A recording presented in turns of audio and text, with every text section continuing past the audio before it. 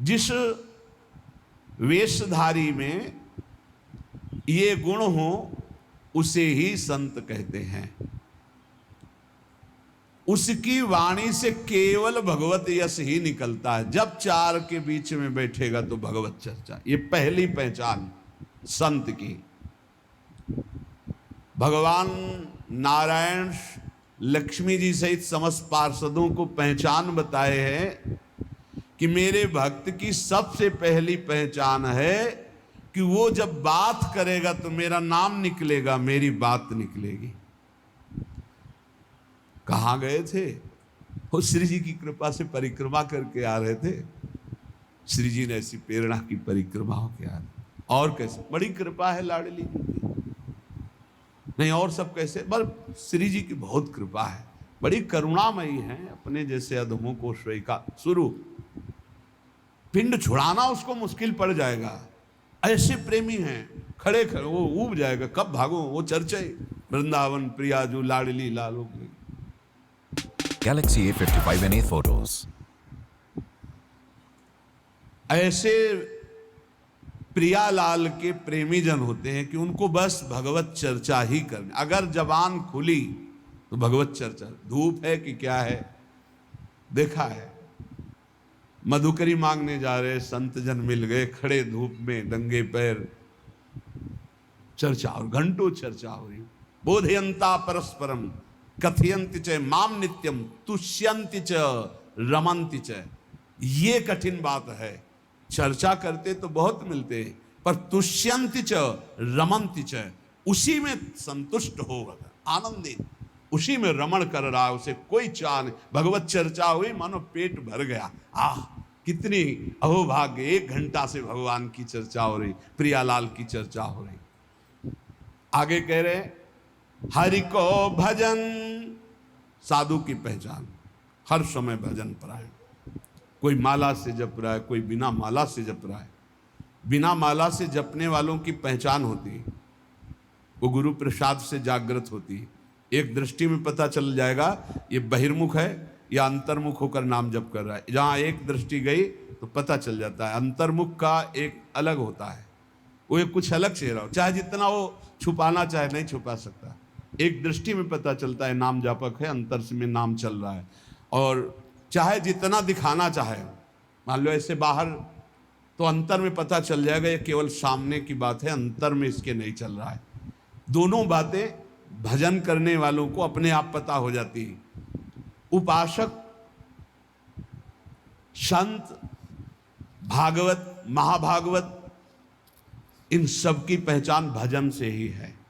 कल चर्चा जब विश्राम हो रही थी सुना था, आधे पल के लिए भी त्रिभुवन की राज्य लक्ष्मी देने पर जो अपने प्रभु का भजन नहीं छोड़ता, सुमिरन नहीं छोड़ता, वो महाभागवत है। तो हरि को भजन ये प्रधान बात है। मुंह खुले तो भगवत चर्चा और मुंह बंद तो नाम चल रहा है। राधा वल्लभ सिंह, राधा वल्लभ सिंह, या जो गुरु जी ने दिया हो, जो नाम प्रिय, राधा राधा, ये मान लो, बहुत आनंदित हो जाओगे। मान लो कुछ पैसा नहीं लगना हो, बहुत बड़े धनी हो जाओगे, बहुत बड़ा लाभ मिल जाएगा। ये सब पुण्य रुई का ढेर समझो, एक अपराध बन जाए सब भस्म हो जाएंगे। नाम सोना है, सोना जितना तपेगा उतना ही चमकेगा, नष्ट होने वाली नहीं, अविनाशी वस्तु है। कमा लो ये सोना। ये जो सोना है, सोना, ये सोना वास्तविक सोना, इसी सोना में सोवत पांव पसार। पूरी रात निकल जाए, जब नींद ना आवे, मंत्र चले, तब समझो। इसके लिए कभी सर्दी में कंबल नहीं ओढ़े गए, इसी बात के अभ्यास के लिए कभी कंबल नहीं। जो नीचे मार्किन पहने वही मार्किन उतार कर ऐसे पैर से फंसा के सर, पूरा शरीर कांप रहा है। मंत्राकार वृत्ति, पेट में अन्न नहीं, ऊपर वस्त्र नहीं, गंगा का किनारा, भीषण सर्दी, 1 मिनट नींद नहीं, मंत्राकार। 4 बजे गंगा में फिर खड़े। ऐसे थोड़ी भागवतिक वृत्ति बनाई जाती है। ऐसे लगा जाता है जैसे गरीब आदमी ओवर टाइम करके पैसा कमाता है, किसान आदमी रात दिन लगा रहता है। ऐसे कायर पुरुष थोड़ी भजनानंदी होते हैं। ये शरीर को बहुत दुलार करने वाले भजनानंदी नहीं होते। सच्ची मानिए, जितना सुख शरीर को दोगे उतना अध्यात्म सुख से हीन होते चले जाओगे। मारो इस प्रकृति जन्य की अधीनता को, तुमने जो स्वीकार कर रखी। हर प्रकृति का वार सीधे सहो। यह प्रवचन नहीं करते, जीवन में जो जिए वो बता रहे हैं। किसी आश्रम में ठहरना नहीं, ऐसे आश्रम में ठहरना जहाँ जंगल किसी का जाना नहीं, ऐसे बहुत से आश्रम मिले। जीवन भर प्रकृति से लड़ना रहा है, तभी परमात्म चिंतन का एक तार भाव बनता है। जब सीधे प्रकृति का वार सहे, यम ही न व्यथ्यन्ते ते पुरुषम पुरुषर सब। काशी के घाटों में जो तपन होती थी दिन भर धूप की, तो रात्रि के 2 बजे तक तपना ही होती थी, और 2 बजे उठ के नहा के विश्वनाथ जी जाना है। जीवन को एकदम प्रकृति से वार सहने वाला बना ले तो बहुत आनंद आता है। ये सुविधा नरक समझो, सच्ची मानिए आप। हरि भजन में दिखावा कभी नहीं होना चाहिए, नहीं तो सच्चाई का हरि भजन छूट जाएगा। भजन करने वाले उपासक को कभी कीर्ति की चाह मत रखना। ये हम प्रार्थना करते हैं, ये अंतिम वो खाई है जहां से गिरा करके भगवान से विमुख कर दिया जाता है। दिन है तो रात आएगी, रात है तो दिन आएगा, ऐसे देखना हम तुमसे कहते हैं। ये सब केवल बाहरी है। आंतरिक श्रद्धा अटूट होती है, बाहरी श्रद्धा में कोई दम नहीं होती। हम इसकी इन श्रद्धाओं की दम नहीं होती। इनको तो हर गली में खड़ी होना, जहां वाह वहीं खड़े हो गए। श्रद्धा वो होती अटूट कि चाहे जैसी परिस्थिति हो, चाहे जैसी घटना हो, मैं आपका हूं तो सिर्फ आपका हूं। वो होंगे अंगुलियों में गिनने वाले, वो अंगुलियों में गिनने वाले होते हैं। इसलिए साधु की सेवा पहचान, स्वयं साधु होते हुए साधु की सेवा, और निरंतर हरि भजन, और सर्वभूत पर दया, समस्त जीवों पर दया का भाव। दया बिना साधु कसाई, पर ये भी दया करी तो आफत आई बोले। कैसे तुम्हें बताए, मतलब बहुत विचित्र गति। आध्यात्मिक आनंद की प्राप्ति के लिए बिल्कुल व्यवहार शून्य जीवन जो जिया गया, उसमें बिल्कुल विपरीत जीवन प्रभु ने किया है। हजारों लाखों की जो भीड़, ये जनसंख्या है भगवान, ये भीड़ भजन अगर निरंतर आपका अभ्यास है तो चल जाएगा, नहीं तो आम हो जाएगा कि मैं बहुत बड़ा हो गया हूं, जहां हुआ मैं बहुत बड़ा हुआ, वहीं से भक्ति का नाश हो जाएगा। ये सम्मानम कल्यात घोर गरलम नीचापमानम सुधा श्री राधा मुरलीधरो भज सके वृंदावन मात्यज। ए भाई, कभी भूलकर भगवान से यश मत मांग लेना कि हमारा भी नाम हो जाए। बहुत खतरा है इस नाम में, बहुत खतरा है। आपसे सबसे प्रार्थना करते हैं, यश की चाह मत रखना। उर कछु प्रथम वासना रही, सो प्रभु पद सरित प्रीति सो बही। बहा दो वासना को। अगर कोई वासना रहेगी तो बहुतायत में मिलेगी, क्योंकि मेरा मालिक सबसे पहले अंदर की वासना की पूर्ति करता है। विभीषण जी के पहुंचने पर सबसे पहले लंकाधिपति का अभिषेक किया। इसलिए साधक अंदर की वासनाओं को देख लो, अगर कोई भी वासना तो हटा दो। नहीं, मेरे स्वामी का स्वभाव है, पहले तुम्हें वासना की चीज फेंकेंगे ले, और जब घृणा हो जाएगी तब आगे बढ़ा देंगे। मान आखिरी खाई है जिस पे साधु गिर जाता है। इसीलिए सबसे पहले सिद्धावस्था की सीढ़ी पे निर्माण लिखा है।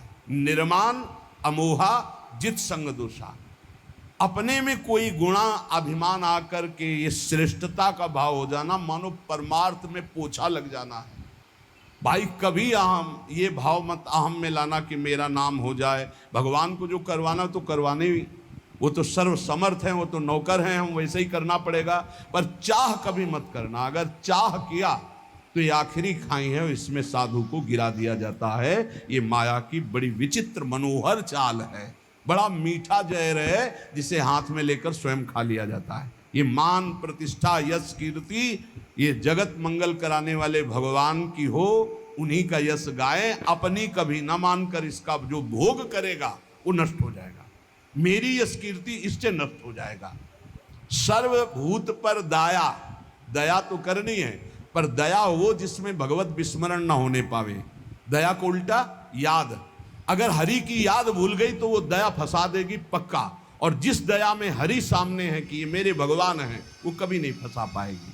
संत के लक्षण, जब वाणी खुले तो भगवत चर्चा, जब वाणी बंद तो भगवान नाम जप, और स्वयं साधु होते हुए साधु की सेवा एक प्रधान लक्षण है।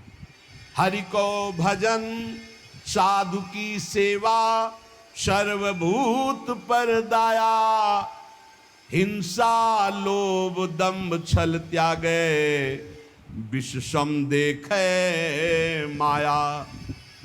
कभी किसी की हिंसा न करे, ये साधुता का लक्षण है। कभी जीव को, किसी जीव को कष्ट देना नहीं। मन से, वचन से, अगर आप थोड़ा भी किसी के प्रति रूखा भाव कर लें तो आप अंदर देखना, आपके भजन में फर्क पड़ जाएगा। ये अंदर के अनुभव की बातें करते। अगर उसको तुमने डांटा है, सही माने में डांटा है और भगवत भाव करके डांटा है, तब तो आपका भजन चलेगा। और अगर भगवत भाव नहीं किया है और बिना किसी अपराध के आप डांट रहे हैं तो आपका भजन बंद हो जाएगा पक्का। थोड़ा अपराध है, बहुत डांट दिया तो आपका भजन बंद हो जाए। ये भागवती क्षेत्र है। किसी को न वचन से, न शरीर से, न मन से पीड़ा न पहुंचाए, किसी को भी नहीं। देखो, गुरु शिष्य एक व्यवहार का संबंध है, परमार्थ नहीं। आप ये मत समझना कि गुरु शिष्य परमार्थ का है। परमार्थ तो एक ही तत्व है, न गुरु है न शिष्य है। अगर शिष्य शिष्य, वो गुरु ही है। गुरु गुरु, वही भी शिष्य है, वही गुरु है, वही शिष्य, दो नहीं। द्वैत परमार्थ नहीं है। परमार्थ एक वस्तु है। परमार्थ में गुरु शिष्य नहीं, ये व्यवहार है। प्रणाम, नमस्कार, वंदन, ये सब व्यवहार के अंतर। परमार्थ में एक वासुदेव यहाँ जो विराजमान, वही यहाँ विराजमान है। उसी वासुदेव को देखकर वो स्वांग शिष्य का कर रहा है तो आप स्वांग गुरु का कीजिए। बस स्वांग है, सत्य वस्तु एक ही है जो सर्वत्र विराजमान है। इसलिए किसी को भी वचन से, शरीर से या मन से पीड़ा ना पहुंचावे। लोभ, किसी भी तरह अर्थ का लोभ ना आने पाए। दम्भ, कोई दिखावा, मान प्रतिष्ठा के लिए नाटकबाजी नहीं होना चाहिए। छल त्यागे, छल अंदर कुछ है बाहर कुछ है, ऐसा ना करें। साधुता का मार्ग निर्मल है। संत सरल चित जगत हित जान स्वभाव सने। संतों का स्वभाव ही होता है जगत मंगल करना, सरल चित्त, छल कपट रहित रहना। और विषसम देखे माया। माया किसे कहते हैं? मैं मोर तय तोर, जहां तक इंद्रियां जा रहे हैं, जहां तक भोग विलासता के लिए मन जा रहा है, सो सब माया जानो भाई। अपने माया में ही जी रहे हैं, माया में ही रह रहे हैं, माया के ही शरीर में है। इसे भगवत समर्पित करके माया की वस्तुएं भगवत प्रसाद करके पाओ। माया की वस्तुएं भगवत समर्पित करके प्रसादी पहनो, बच जाओगे। अगर स्वयं भोक्ता बनोगे अमनिया के तो फिर माया फंसा लेगी। अमनिया ठाकुर जी को प्रसादी आपकी, बच जाओगे। ये सिद्धांत है बचने का। एक भी वस्त्र बिना ठाकुर जी को अर्पित किए मत पहनना। एक बूंद पानी बिना अर्पित किए मत पीना। एक भी अन्न का टुकड़ा बिना अर्पित किए न जाए तो आप देख लेना माया मुक्त हो जाओगे। सहनशील साधु कौन? जो सह जाए, अंदर की बात और बाहर की भी बात। बाहर कोई गाली दे दे, अपमान कर दे, निंदा कर दे, सह जाए। अंदर की बात, काम आ रहा है, क्रोध आ रहा है, लोभ आ रहा है, मोह आ रहा है, चुपचाप सह जाए। इनके सहने से भगवान की प्रसन्नता होती है। इनके सहने से भगवत भक्ति बहुत जोर की बढ़ती। सहत सहत बाढ़े भगत गिरे तन गुरु हित गान। ये नियम बना लो कि मुझे सहना है, सहने से भगवान प्रसन्न होंगे। अपने प्रभु के लिए हर दुख सहना है। जब ये बात आ जाती है तो सब कुछ सहन करने में आनंद आता है। भला कष्ट सहने में कहीं आनंद आता है? लेकिन आनंद आता है अपने प्यारे के लिए कष्ट सहने में आनंद आता है। सहनशील, अगर ज्ञान हो जाए तब तो फिर क्या कहना हो। ज्ञान नहीं तो अपने प्रभु के लिए सहो। ज्ञान में तो सहना ही क्या, स्वाप्निक है, बिल्कुल स्वाप्निक है। बिल्कुल जैसे जगत आप देख रहे हो, बिल्कुल स्वप्न चल रहा है। ये दीर्घ स्वप्न है मोह निद्रा में। भक्ति में उसे ऐसे ले लो कि भगवान की लीला हो रही है, तो हमें भगवान सहना चाहते हैं, इसलिए गाली दिला रहे हैं, इसलिए निंदा करा रहे हैं, इसलिए अपमान करा रहे हैं। चुपचाप सह जाओ। आशय उदार, आशय उदार होना चाहिए, आशय हमारा सांसारिक नहीं होना चाहिए। आशय क्या है? भगवत प्राप्ति। भगवत प्राप्ति के लिए हमें हर बात सहनी है। धीरज, धैर्यवान। भगवत प्राप्ति अगर आशय नहीं, लक्ष्य नहीं, तो आप सह नहीं सकते, पक्का समझ लेना। भगवत प्राप्ति के लिए सह सकते हो। भगवान की बड़ी विचित्र लीला, बड़े बड़े सिद्धों को पिटवाया है, पुजवाया है, दोनों काम करते हैं वो। पुजवाना भी वाह वाह और पिटवाना भी, ये दोनों काम साथ उनके चलते रहते हैं। अगर ऊपर से कुम्हार पीटता है मटकी को तो अंदर से हाथ दिए रहता है, ऐसे दोनों कार्य होते हैं। अब बोलो बूढ़े बाबा माधवदास जी हैं जगन्नाथपुरी में, और उनकी कौन सी परीक्षा बकाया है? साथ ले जाते हैं बाबा, रात्रि में शयन हो जाता है जगन्नाथ जी का, आते हैं बाबा चलो आज राजा के बगीचे के कटहल का, बड़ी खुशबू मार रही, पके कटहल है। तो जय जय आप सुबह हमें आदेश करें, हम राजा के पास जाएंगे, भिक्षा मांगेंगे, वो कटहल लाके आपको दे देंगे। जब राजा सुनेंगे कि आपको कटहल पसंद है तो बगीचा ही आपके नाम करवा दें। तो बाबा जो चोरी में आनंद मिलता है वो साहूकारी से मांग के थोड़ी ठीक लगेगा। बोले वैसे प्रभु चोरी क्या, हो तो आप ही का बगीचा है, आपका ही तो। बोले उपदेश मत करो, हमारे साथ चलो। बाबा को ले गए, बाउंड्री फंदवाए, ठाकुर जी झील कर बाउंड्री सुनको, नौ किशोर ये तो आप चढ़ गए। बाबा आप ऊपर कटहल के पेड़ में, वो बहुत पका है। बोले अनीति मत करो जय जय, आप नौ किशोर आप चढ़ो, हम नीचे हैं। बाबा तुम चढ़ो, हम नीचे से बताते रहे। जो ही कटहल एक तोड़कर पका फेंका, उसने कहा वाह वाह बाबा बहुत। अरे बोले जय जय इतनी जोर से वाह वाह कह रहे हो कि चौकीदार सब जान जाएंगे, पिटवाओगे आप हमें। फिर दूसरा जो फिर वाह वाह, तो दरवाजा खुला, चौकीदार आए, आप तो अंतर ध्यान हो गए, पकड़े गए माधोदास। रात्रि का समय तो 10-5 डंडा होता, पर जब देखे कि कौन है तो पता चला कि तो माधोदास बाबा। तब सुबह राजा के सामने पेशगी हुई। राजा तो उतर कर साष्टांग दंडवत हुआ, अरे महाराज आप आदेश कर देते तो जितने कटहल लगे सब आपकी कुटिया भिजवा देते, आप ऐसा। बोले आप आदेश कीजिए, आप ऐसा। अरे बोले हम क्या आदेश करें, क्या तुम्हें बताएं। समझाया था कि सुबह हम राजा के यहाँ से भिक्षा मांग लाए, पर वो बोले कि ऐसे ज्यादा आनंद आएगा। तो आनंद तो हमें आया महाराज, देखो पूरे डंडा बने हुए तुम्हारे चौकीदार। मतलब क्या? बोले जगन्नाथ जी साथ थे, ऐसा। बड़ा अपराध बन गया। सुबह ही पूरा सब जाके जगन्नाथ जी को समझ। बड़े बड़े सिद्धों को पिटवाना। अब वो कहीं भोजन मांगने नहीं जा रहे, रात दिन भजन में डूबे हुए हैं। अपना थाल अपने पार्षदों से जो भोग में लगा सजवा करके आप दिव्य पार्षदों से गायब करवा दिया। माधवदास बाबा के पास, बाबा पा लीजिए वो प्रसाद आया जगन्नाथ जी का। हाँ अभी रख दो, फिर हम धो के रख देंगे, बाहर से लेना। अब प्रगट पार्षदों ने देखा थाल ही गायब। अब पूरी हल्ला मच गया, जगन्नाथ जी का थाल गायब, भोग का। जब माधवदास बाबा भजन से उठे, खूब प्रसाद पाया और समुद्र से धोकर अपनी झोपड़ी के ऐसे कुटिया के ऐसे किनारे। किसी ने बताया थाल तो वहाँ धुली मंजी रखी हुई है जगन्नाथ महाराज जी की माधवदास बाबा के पास। वहाँ गए तो देखा था। बोले ऐसा छोड़। अब ये भी नहीं सोचा कि जब भोग लगता है तो सब पार्षद ऐसे बैठते हैं, पर्दा लगता है, वहाँ से थाल कौन ले जाएगा। बड़ी पिटाई की माधवदास। अच्छा माधवदास बाबा इसलिए पिटाई को सुखपूर्वक सह रहे थे कि महाप्रसाद पाया है तो ये भी प्रसाद पा लो।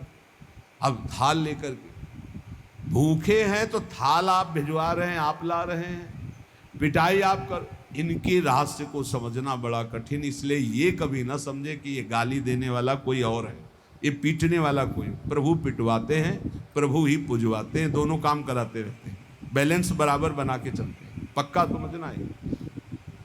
सहनशील कोई